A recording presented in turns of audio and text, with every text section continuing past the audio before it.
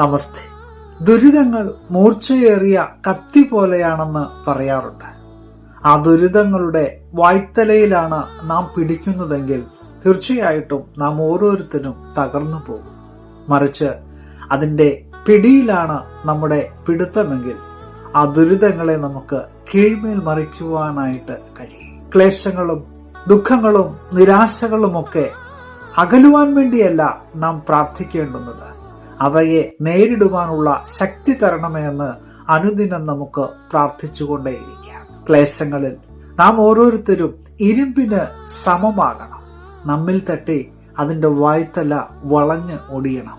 സ്വന്തം കാലിൽ നിൽക്കുവാനുള്ള കരുത്തിനു വേണ്ടി പ്രാർത്ഥിച്ചുകൊണ്ടായിരിക്കണം ഓരോ നിമിഷവും നാം ജീവിതത്തെ നേരിടേണ്ടുന്നത്. പുതിയ ദിനം അനുഗ്രഹത്തിൻ്റെ നല്ല ദിനമായി തീരട്ടെ എന്ന് പ്രാർത്ഥിക്കുകയാണ്. Have A blessed day.